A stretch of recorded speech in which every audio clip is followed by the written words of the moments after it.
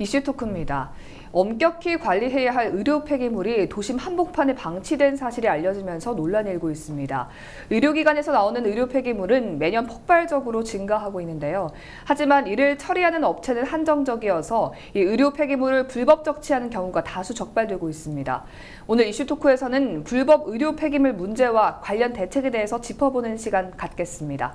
부산 가톨릭대학교 병원경영학과 황병덕 교수, 부산 환경운동연합 전구슬 활동가와 함께합니다. 안녕하십니까? 안녕하세요. 네, 반갑습니다. 일단 부산 동구의 한 주택가가 밀집한 곳에서 이 불법 폐기물이 발견됐다고 하는데 어떤 일인지 좀 설명을 부탁드립니다. 네, 저희가 7월 9일 제보를 받았습니다. 부산의 한 밀집된 주택가가 밀집된 곳에서 지하 주차장에 불법 의료 폐기물이 적치되어 있다는 신고였고요. 네. 저희가 신고를 받는 즉시 수사건이 있는 낙동강 유역 환경청으로 먼저 신고를 하고 나서 현장으로 출동을 했습니다. 그래서 좀 충격적이었던 것은 그 건물은 의사회관 건물이었고 네. 지하 주차장에서부터 이제 소독 냄새가 좀 진동을 했었습니다. 그래서 현장으로 내려가 보니 어떤 밀폐시설이나 냉장시설 없이 네. 자동차 바로 옆에 4톤가량이 무단으로 불법 의료 폐기물이 무단으로 이제 적치되어 있었고요. 네. 좀 심각한 부분은 이 인근에 10개의 초중 고등학교 유치원이 있고 그리고 대단지 아파트가 2곳이 있었습니다. 네. 그리고 지하철은 2곳의 지하철이 사이에 있는 곳이었는데요. 네. 그만큼 많은 시민들이 다니는 곳에 그렇게 불법 의료 폐기물이 방치되어 있었고 더군다나 의사회관이 불법 의료 폐기물이 얼마나 위험한지 아는데도 이렇게 네. 방치했다는 것은 좀 심각한 문제로 받아들일 수 있었습니다. 네, 그렇다면 이 의료 폐기물을 불법 적치한 이유에 대해서는 좀 밝혀졌습니까? 네, 현장에 불법 의료 폐기물이 적치되어 있었던 건 한 10일 정도 된 것으로 보고 있고요. 네. 최근에 고령이나 대구 김해 등지에서 적발된 의료 폐기물 중 1,241톤이 두 달, 많게는 1년까지 방치되어 있었던 것으로 밝혀졌습니다. 네. 이는 고령의 한 소각업체가 수지 운반 업체에 불법 보관을 지시했다고 지금 혐의를 받고 수사를 하고 있는데요. 네. 그 조사를 좀 비춰보자면은 의료 폐기물 소각 업체가 처리할 수 있는 용량보다 더 많은 폐기물을 받았고 그리고 제때 처리하지 못해서 불법 보관을 지시했다는 내용입니다. 네. 그래서 부적정하게 폐기물을 불법 보관하게 되었고 이걸 또 소각한 업체에서는 데이터를 조작을 해서 문제가 되고 있습니다. 네, 뭐 기존의 절차대로라면 이런 의료 폐기물들은 좀 어떻게 처리가 됐어야 하나요? 네, 우리가 의료 폐기물은 쉽게 말하면 의료기관에서 환자를 진료하면서 나오는 이 부수적인 물품들입니다. 네. 물론 뭐 법상에서 보면 이 의료 폐기물을 발생하는 기관이 한 17곳으로 많지만 네. 쉽게 의료기관에서 봤을 때 환자의 진료 부속물로 나오는 것이다 보니까 감염의 위험이 있고 네. 또 2차적인 감염을 막기 위해서 이제 법상으로 엄격하게 이것을 관리를 하고 있습니다. 예. 가장 좋은 방법은 이제 소각을 하면 완전히 멸균이 되기 때문에 예. 제일 좋은 방법이죠, 사실은. 근데 환경오염에 문제가 있긴 있지만 네. 현재로서는 소각하는 방법을 뭐 우리나라뿐만 아니라 예. 대부분 나라들이 채택을 하고 있습니다. 네. 뭐 근데 최근 들어서 이런 의료 폐기물을 좀 처리하는 데 있어서 좀 더 어려움을 겪고 있다고 하던데 뭐 특별한 이유가 있나요? 네. 2018년 전국 의료 폐기물 양을 좀 보면은요, 22만 6천 톤으로 2011년 12만 5천 톤에 비해서 1.8배 정도 늘어난 것으로 볼 수 있습니다. 예. 네, 부산 같은 경우에도 2017년 기준 18,000톤에서 18,000톤으로 배출이 되었고요. 2011년 8,800톤 기준으로 봤을 때는 약 2배 이상이 늘어난 것으로 볼 수 있습니다. 네. 이렇게 의료 폐기물이 포화 상태에 이른 것은 최근 요양병원이나 그런 것들 고령화 사회가 되면서 예. 그런 기저귀 등이나 분변 등에서 나오는 감염 위험이 있는 모든 폐기물들이 다 의료 폐기물로 분류가 되고 있기 때문에 네. 양이 늘었다고 지금 파악이 되고 있고요. 네, 현재 소각 시설 업체는 전국 13개 업체로 올 4월 환경부 자료에 따르면은 최대 소각 가능 용량의 90% 수준 정도로 처리를 하고 있다고 합니다. 네. 이렇게 오랫동안 좀 방치했을 때 생기는 위험성에 대해서는 어느 정도인가요? 세균에 또 각종 감염균에 오염이 되었기 때문에 장기간 보관을 한다라고 하는 것은 아무래도 2차 감염의 위험성이 더 높다라고 할 수 있겠죠. 네. 그래서 이 폐기물관리법에서는 이 의료 폐기물을 뭐 짧게는 5일, 또 감염 위험성이 낮은 치아 같은 경우는 한 60일 정도 이 보관 기간을 정하고 있습니다. 그 네. 처리를 엄격하게 규정을 하고 있는 것은 순전히 이 2차적인 감염을 예방하기 위한 하나의 조치라고 보면 되겠습니다. 예. 근데 말씀하신 이 불법 의료 폐기물들이 제가 생각하는 것들은 뭐 의료용 솜이라든지 다 쓰고 난 뭐 주사기 이런 것들이 상상이 되는데 그런 것들 다 포함하는 게 맞습니까? 다 포함됩니다. 이 의료 폐기물을 관리하는 법이 네. 우리나라는 폐기물관리법입니다. 네. 이 폐기물관리법에는 크게 이 폐기물을 의료기관에서 나오는 폐기물을 세 가지로 보고 있거든요. 예. 이제 감염성 폐기물이라고 해서 이것은 주로 이제 환자 격리를 했던 환자들, 네. 환자를 격리를 했다라고 하는 그 자체는 다른 사람에게 감염시킬 확률이 엄청나게 높다는 거거든요. 예, 맞습니다. 전파력이 아주 강하기 때문에 이제 엄격하게 관리해야 되는 이러한 것들입니다. 네. 이것은 뭐 물론 엄격하게 해야 되겠죠. 그런데 심지어 뭐 의료기관에서 입원해 있던 어르신들 네.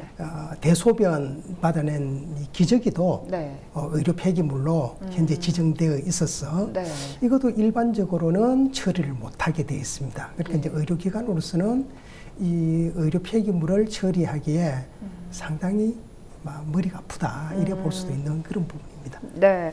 이렇게 불법 의료 폐기물을 좀 방치한 업체에 대한 처벌은 어떻게 진행되고 있습니까? 네, 지난 4월 고령 소각업체 의료 폐기물 불법 보관 창고가 발견이 되어서 대구지방환경청에서 영업정지 1개월 과태료 700만 원의 처분을 내렸습니다. 네. 그리고 또 부산에서 발견된 불법 의료 폐기물은 보관된 것을 확인하고 나서 낙동강유효 환경청에서 즉시 처리 명령을 내렸고요. 예. 관련해서 7월 12일까지 처리를 완료하기로 했습니다. 그리고 저희가 현장을 방문을 했을 때는 즉시 처리가 다 된 것으로 확인을 했는데요.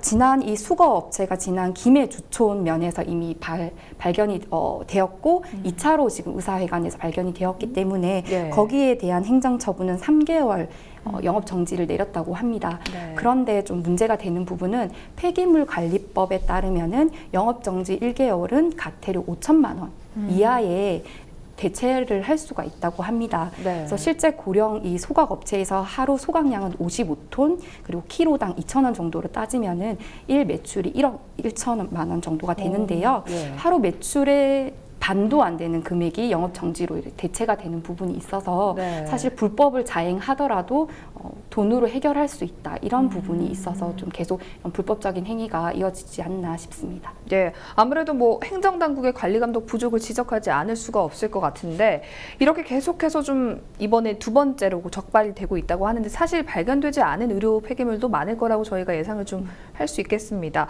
대책이 좀 마련이 되고 있습니까?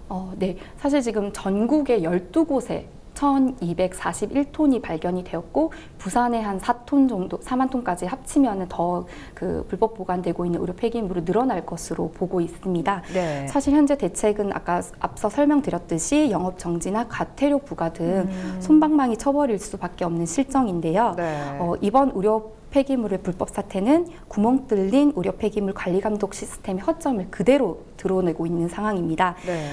한 소각 업체에서 1,240톤이 지금 계속 불법으로 발견이 되었고 지난해 사실 수집 운반 업체에서 이 문제에 대해서 제대로 처리하고 있지 않다고 환경청에다가 신고를 했지만 전혀 개선되지 않았고 네. 올해 이렇게 12곳이 발견되었다는 부분에서는 사실 환경 당국이 무엇을 하고 있었는지에 대해서 조금 의문이 들 수밖에 없는 상황이고요. 네. 그리고 정보를 계속 조작을 해도 전혀 알 수 없는 그런 시스템이고 이때까지 대부분 다 발견됐던 것은 주민들의 제보로 의해서 발견됐다는 점이 있습니다. 네.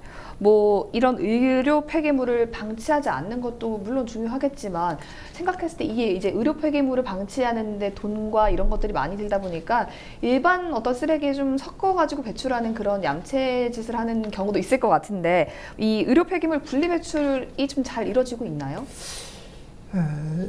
결론부터 말씀드리면 네. 사실 잘 되고 있습니다. 네. 일부 언론 보도에 보면 그 의료기관들이 이 분리 배출이 어려우니까 꼼수로 그냥 일반적으로 버린다 뭐 이런 쪽에 좀 심한 표현도 있습니다만은 네네. 이 의료기관이 이 의료 폐기물을 잘못 버렸다가는 행정처분을 받습니다. 영업정지라고 하는 그런 걸 네네. 받게 되거든요. 그래서 일부 그 의료기관에서 적발되는 내용들은 단순한 실수입니다. 예, 환자들이 네. 잘못 버린 것, 그리고 행정 직원들이 조금 실수를 해서 미처 챙기지 못한 이런 부분이지, 예. 의도적으로 이 의료 폐기물을 감축하고자 예. 이렇게 처리하는 경우는 저는 없다 이렇게 단정지어서 이야기할 수 있습니다. 결국 의료기관이 이 폐기물 분리하는 데 있어서는 우리나라 의료기관들의 의식 수준이 상당히 높다 이렇게 판단을 해도 전혀 무리가 없습니다. 예, 그건 뭐 듣던 중 참 다행인 네. 소식인데요. 이런 뭐 의료 폐기물 대란이 커짐에 따라서 환경부에서도 관련된 좀 대처 내용을 발표를 했습니다. 어떤 내용이었나요? 그래서 이제 우리가 고령화가 이렇게 급격하게 진행될 줄 몰랐죠. 예. 그래서 약 한 10여 년 전에 그 보건복지부가 급성기 의료기관을 요양병원으로 전환시키는 정책을 많이 했었습니다. 예. 지원금을 주면서. 그때 이제 요양병원들이 우후죽순적으로 발생을 했고, 예. 또 이것은 어떤 의미에서는 이제 정책적으로 상당히 맞아 떨어졌죠. 예. 우리나라의 그 고령화율을 본다면. 예. 그런데 여기서 발생하는 그 어르신들의 썼던 이 기저귀 문제입니다. 네. 사실 이제 이 기저귀가 현재 요양병원에서 의료 폐기물로 분류가 되어서 처리 비용이 한 달에 700, 1000만 원 넘는 이런 그 요양병원 부산에서도 있습니다. 예. 예. 이런 비용들이 이제 많이 발생을 하고 있고, 또 이러한 것들이 그 중간 처리업자들에게 처리하는데 아주 가부화된다라고 환경부가 판단을 한 것 같아요. 예. 그래서 이것을 의료 폐기물에서 일반 폐기물로 속해 있는데 예. 이것을 삭제를 하겠다, 그냥 버릴 수 있도록 해주겠다라고 했습니다. 네. 그런데 이 정책을 보면 상당히 의료기관이 이제 숨통이 트일 것 같은데 네. 사실은 그렇지 않습니다. 왜냐하면 이 기저귀를 의료기관에서 버리더라도 이것을 수거를 해가기 위해서는 예. 그 의료기관 폐기물을 관리하는 냉동 탑차가 있습니다. 네. 이걸 이제 전용 수거 차량이라고 하는데 예. 이걸로 배출을 해서 일반 소각장에서 소각을 하게 되거든요. 그럼 차이는 뭐냐면 과거에 있어서 이 기저귀가 전용 의료 폐기물 전용 소각장에서 소각되느냐, 네. 일반 소각장에서 소각되느냐 이 차이인데 네. 이동하는 과정은 전용 차량을 써야 되는 겁니다. 예. 그러니까 의료기관을 봤었을 때는 별로 실효성이 있는 법이라든가 예. 개정 내용이라든가 그렇게 체감할 수는 없는 상태입니다, 사실은. 예, 잘 알겠습니다. 소각 시설이 좀 한정적이다 보니까 예를 들어서 장거리로 이동할 시에 좀 문제가 발생하지 않을지 이런 부분도 좀 우려가 되는데요. 실제로 뭐 이런 부분이 문제가 되고 있나요?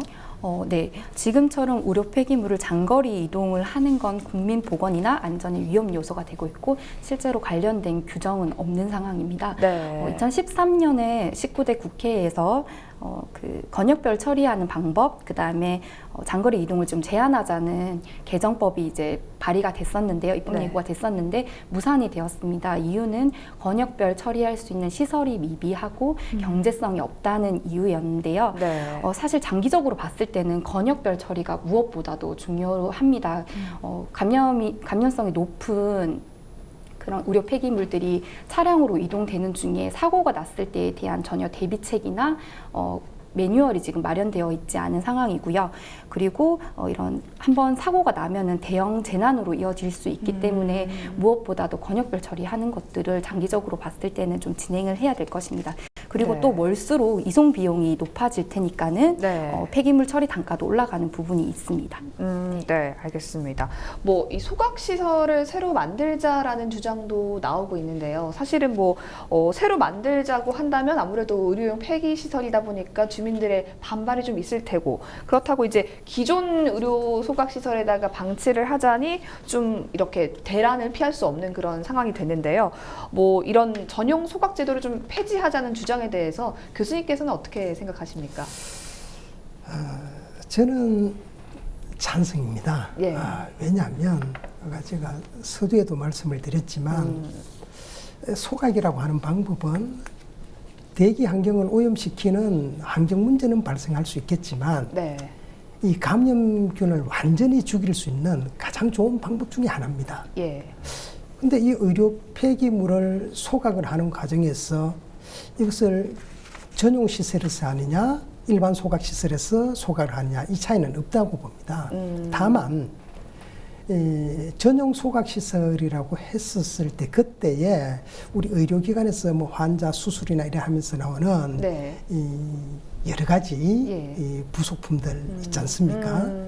이런 부분들을 소각을 하다 보니까 일반 쓰레기보다는 지역 주민들에서 발생하는 그 민원 문제가 예. 더 많이 발생할 수 있는 이런 문제가 있기 때문입니다. 네. 사실은 그 의료법상에서 의료기관이 자체 내에 소각시설을 만들어서 소각할 수 있도록 하고 있거든요. 네. 근데 대형 병원들이 소각시설을 갖추고도 소각을 못하는 경우가 왕왕 있습니다. 거기 나오는 연기나 이것 때문에 네. 그 지역 주민들이 민원이 엄청나게 상상 이상이니까 결국은 시설을 갖추고도 전용 소각종으로 보내야 되는 이러한 사례들이 발생하고 있는 것이 현실입니다. 예. 그렇다면 이제 이런 소각업체의 불법 행위를 막고 또 의료 폐기물을 좀 잘 처리하기 위해서는 다양한 노력들이 필요하리라고 보는데요. 어떤 것들이 필요하다고 보십니까? 우선적으로는 지금 현 시스템의 신뢰 회복이 무엇보다도 중요하다고 봅니다. 지금 네. 한 소각 업체만 지금 문제가 되고 있는데요. 좀 전수 조사를 통해서 나머지 업체들이 지금 불법적으로 보관을 하고 있는지 없는지에 대한 좀 실태 조사가 필요하고, 이런 부분에 대해서는 좀 불법 행위가 다시 일어나지 않도록 솜방망이 처벌이 아닌 일벌백계 하는 처벌이 조금 필요하다고 보고, 네. 그리고 또 관리 감독 시스템을 좀 강화하는 것이 좀 필요합니다. 그리고 두 번째는